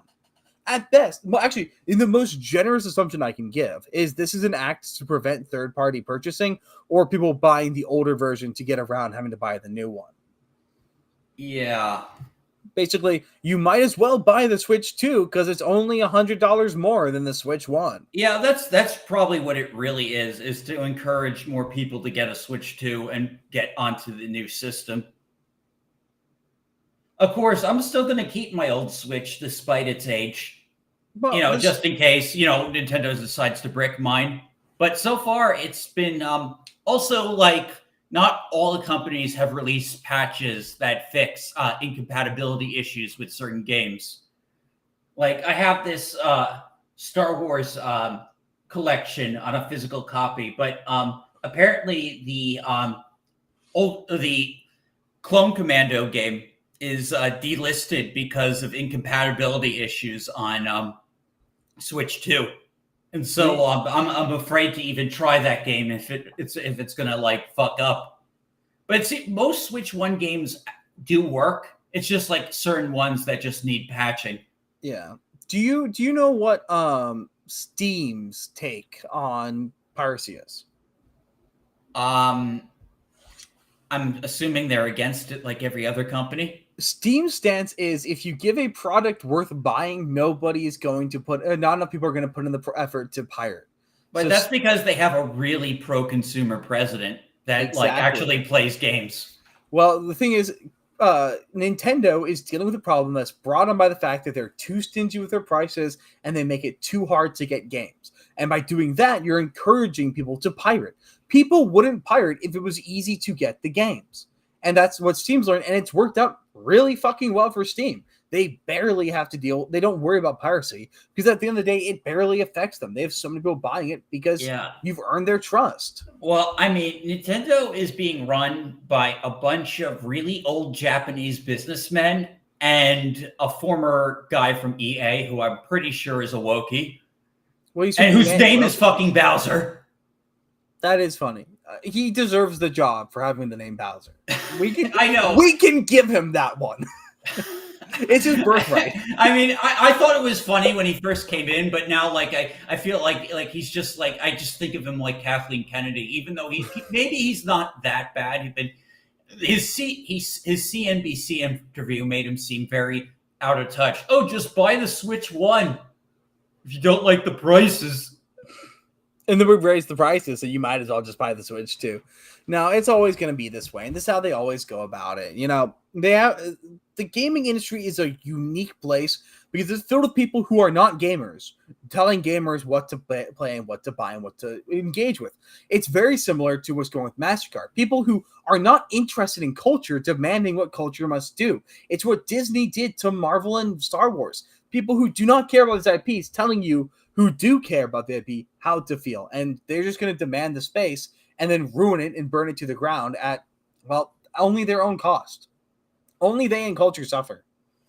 Yeah. Surprise Pikachu face when it doesn't work out and everyone leaves and finds something else. There will always be counters. And with Power looking like they're going to win their lawsuit, nice try, Nintendo. You've got your competition. Oh, yeah. I know they deserve it. They deserve to get fucked. And, like, you know, like, all they had to do was improve the games. All they had to fucking do. I bet you they did this because they knew ZA wasn't, like, up to par with Palworld, maybe. I don't know. I don't want to get you less excited for the game, but they're different kind of games. Nintendo shouldn't. I'm not going to go play ZA expecting power. I'm not expecting guns. I'm not expecting base building. I don't want to play ZA to play Ark. You know, these games aren't in competing markets. Both of them, they're completely different things. You play them for different reasons with different goals in mind. It's not a competition between the two. I mean, like, it's funny. Like, Nintendo actually let Digimon Cyber Sleuth onto their system, and now, like, its sequel is absent from Switch. You know, probably because it's releasing so close to Pokemon. But yeah, like, they didn't feel... Well, I mean, to be fair, Digimon has always lagged behind Pokemon.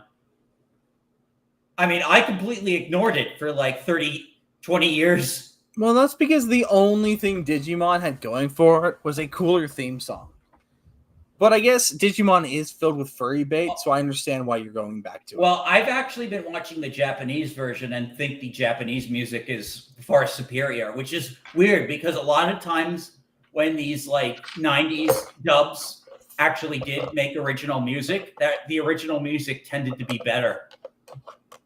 Now, there is one anime that's English theme song is like one of the best things ever made, and is rumored to have been written performed by Drake.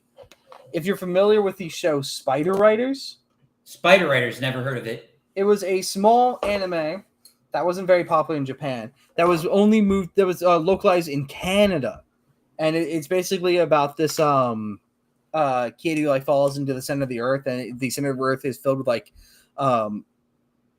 a magical society who rides giant fucking spiders. Hence the name Spider Riders. It's cool. It was really cool. Only ran for like 3 seasons. And a phenomenal theme song. And then it's rumored to have been made by Drake, and nobody can prove it for or against. Yeah, like the Yu-Gi-Oh theme song, the English Sailor Moon transformation theme song from the original dub, where they're cousins. Sorry, Viz fans. Well, they just got to make the Kentuckians and Tennesseans feel seen. Yeah. But yeah, like that transformation theme was better than the Japanese version. I'm sorry, weeps. Like Dick made it better. Yeah, imagine like the company is named as Dick. That always makes me laugh. Well, they have to appease Western censors somehow. We didn't have Collective Shout back then. Yeah. But actually, I think Collective Shout was around back then. But they had the good graces to stay in the upside down country of Australia, where they belong with the rest of the spiders. Yeah, Collective Shout has been around a really long time. And like, they've been causing problems mostly just in Australia. It's why like games are like so censored there.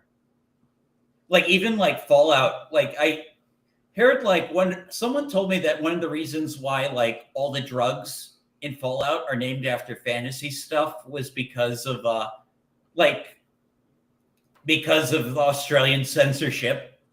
But I think that might have been wrong because like, Bethesda didn't actually make Fallout.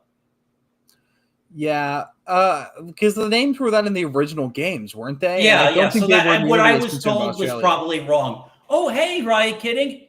How's it going? It's been a while. Ahoy. Yeah, thanks for dropping by. But it's so funny how every 20 years, a different European country has to do the censorship thing and do it really badly, and then learn the lesson from it. I'm just upset that it's happening to all of them at the same time randomly. Yeah. Oh, coordinatedly.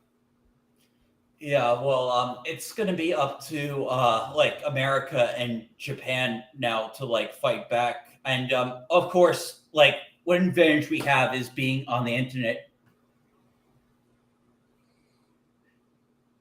Yeah.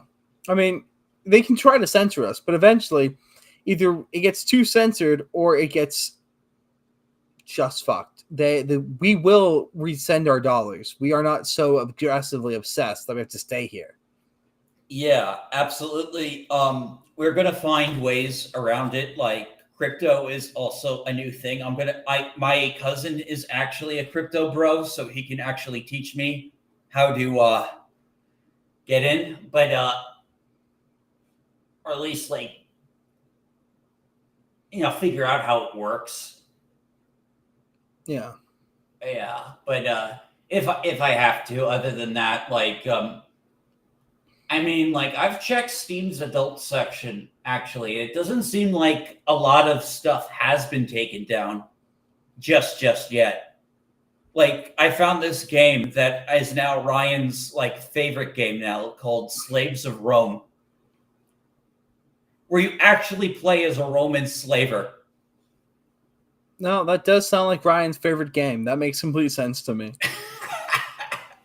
See, I know nothing about the games getting banned and which ones aren't because, shocker, you prudes, I'm not a porn addict and I don't play these NSFW games. Yeah, so you said that.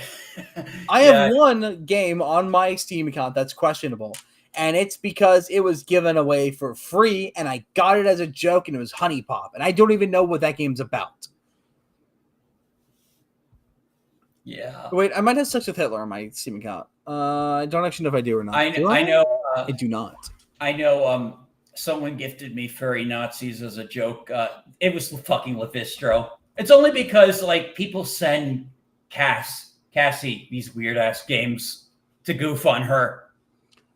Wait, did they get rid of furry Hitler?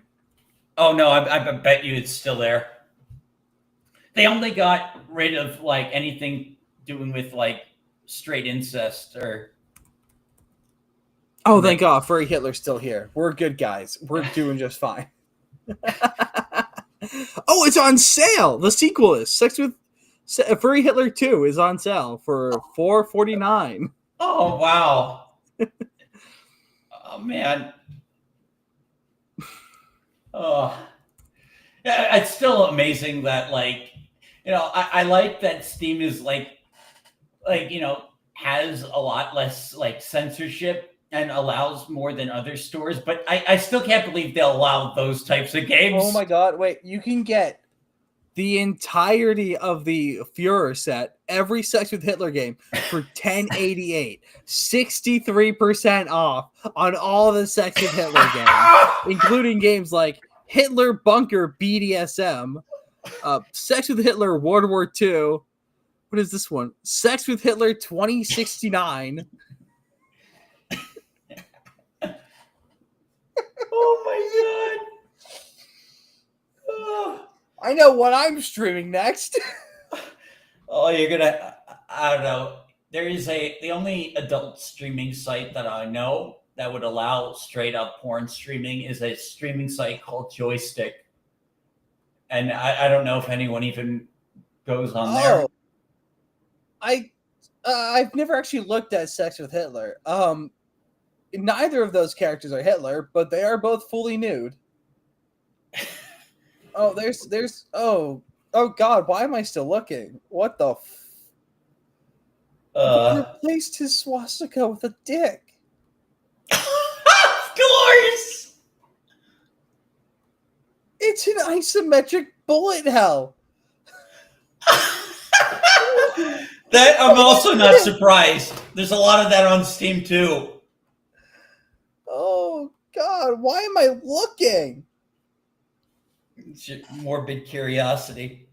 You know, every time I've done a one-on-one, it goes down with something like this. Like I did one with Mike Harlow, who's the one of the founders of the Walkaway movement, and we ended up going down the rabbit hole of all of the different really stupid sexualities. Oh, that there is a lot of obnoxious, weird. I still don't understand how asexuality counts as LGBT, since that was kind of always an option unless you're in a culture that really wants you to force you to marry. Well, being married is not the same thing as having sex. Asexual is included because these people have to feel special for not having a particularly strong sex drive. My favorite one, though, that I showed to Mike Harlow was it was semi-bisexual. You mean heteroflexible? No, the term was semi-bisexual, which is bisexual but only attracted to one gender. That doesn't make any fucking sense. I know. And we went down this long rabbit hole, some of the dumbest sexualities I've ever heard of, and I've forgotten most of them. Thank God. Yeah. Oh, hey, Sex with Hitler is verified compatible with the Steam Deck. Oh, they actually tested it, man. Oh my god. I love Steam. Oh. Thank God for Gabe Newell. Yep. The world would be such a bleak place without. I know, Ryan keeps saying, Gabe's going to croak, and then all this is going to go away, and that will be a sad day, maybe even sadder than what just happened with Ozzy and Hogan. Yeah, that'll truly be the end of days when that happens. Oh man. Mortal Kombat 1 is $16 right now. Wow, they were charging hundreds of dollars for that. Was that the complete edition too? Let's see. I can see what the complete one is. That's the base edition. I can't believe I pre-ordered this game. What a shame. The definitive edition is $35.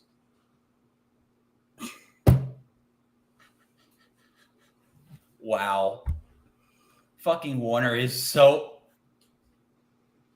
Congratulations, Warner Bros. You ruined the best fighting game. Raiki says the one I found the most hilarious is disexual, just being attracted to God-like beings and concepts of deities. They access sexuality, not just a. Wait, I do know there was a sexuality describing people. Well, I know pedophilia is a thing. That's a fetish for the divine, but disexual, that's a little bit much. Like I said, I did not know there was a sexuality just for people who are into me. Nice. But I guess the one you just mentioned, the thing you said, Yeah. that explains why people are so keen to say, "Oh my god," and "Oh god" during sexual intercourse. Damn Mortal Kombat 1.2. Trust me, they pissed me off when they, like, two long-standing characters that had arcs in MK9, like Cyrax and Sector, they just fucking gender swapped them and gave them, like, weird accents. And Iron Man armor. They're not fucking mechs. They're wearing, or they're not cyborgs. They're wearing mech suits. And you get, when they announced that, I got so pissed off, and I took the money I was going to buy Mortal Kombat 1.2 with, and just bought Mortal Kombat 9 off of I think it was G2A. I got a Steam key for $30. The Steam keys for that game are now $60. Thank God I found it.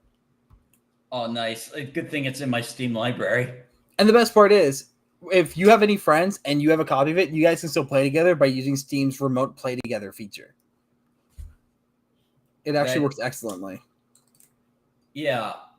I definitely, like, we do have to, like, maybe, like, get a reality based tournament going, or like a stream where we all just play MK9. Like, I feel bad for anybody who does that, or any Mortal Kombat. I feel bad for anyone who has to play me, because I go too hard. Well, yeah, well, I'm be rusty, but I'll just abuse Smoke's teleportation and abuse Smokes. Come on now, his teleportation has some of the worst recovery, with it falling straight from the sky. Its recovery is almost as bad as Raiden's screen dash. I'll just throw the his teleporting smoke bomb and just uppercuts spam you. Down block prevents it from landing, and it's a slow startup, so I can hit you before it lands. I can usually intercept it with other projectiles. Well, we'll see how it goes. I mean, it's been a while since I've played, so I'll have to, like, get back in the groove. But, you know, yeah, like, Smoke's my favorite character. You know, he was the one I played with the most in MK9. Oh, I love MK9 Smoke. I gotta know, do you know what his real name is? Thomas Verbata. Do you know his other real name? And Enron. Thank God. Yep, it was MK9 that established that lore. I like to trick people. Who is an Enra? And they never know. Because they didn't get Smoke's ending. Even though they've even referenced, there's even references to it in MK1, like one of the paths, like one of the Smoke variants you can fight is called an Enron. But, you know, it's just a meaningless reference. And they do call him Thomas in one cutscene. I do love how, like, all of them are Japanese, and then you've just got, like, one random Polish guy who's also Japanese sometimes. You're talking about Smoke. how Smoke looks like? Yeah, because I don't know if they're doing the racially sensitive casting, because they got Yuri Lowenthal to voice him, and he's not white. I mean, he's not Asian. I hate Yuri Lowenthal. You I hate that Yuri guy Lowenthal so much. Well, he's just in everything now. He's like Zach Aguilar. He's in everything and can't do any more than one voice. Zach Aguilar's got one good role, and that's in Cyberpunk Edge Runners. Yuri Lowenthal, I don't think has any good roles that he's done. Sasuke's his only good role. He is like, he acted his ass out, like, during the first Naruto and Sasuke fight in part 1. Like, when he's like yelling at Naruto, like, you are not like me. Like, you know, I'm suffer. That very good delivery on those. So, like, no, he can do it. It's just that, like, you know, he's just been acting so long, he's on autopilot. Like, I almost want to switch to the female Helldiver because I hate his voice. I don't know what either of those things are.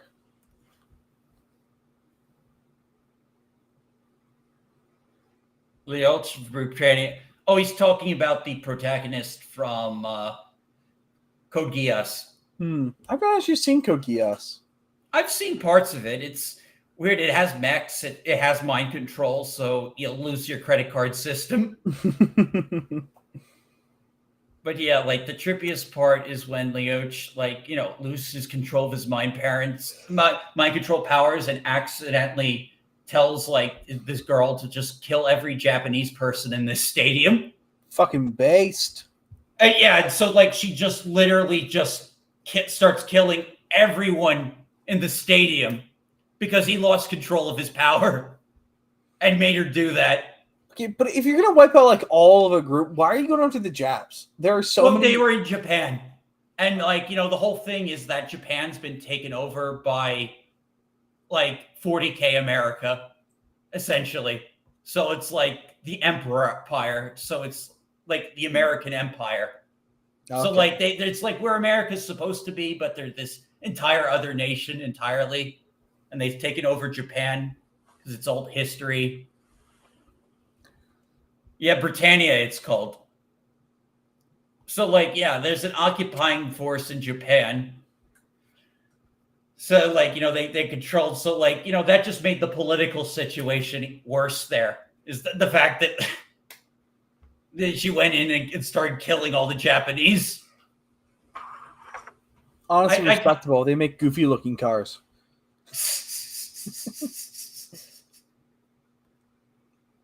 All right.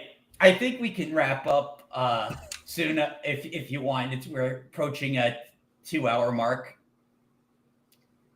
But we do have like a lot of people tuning in right now. But hey, while you guys are tuned in, please sub to Araza. Get his numbers up. He's a good guy. I would heavily appreciate that. Because like I said, I've not recorded for 2 weeks. And I need to fix that. It'd be very reassuring if I get back. I'm like 350 subs past that hump, and then I can shoot straight forward. Yeah. Well, thank you so much for coming on. And thank you all also for tuning in on whichever platform. I'll guys let you know. Hopefully I can get Mama Akko to come on eventually. It's a busy schedule with that one. But I'll thank you all so much for watching, and I'll see you next time. Bye.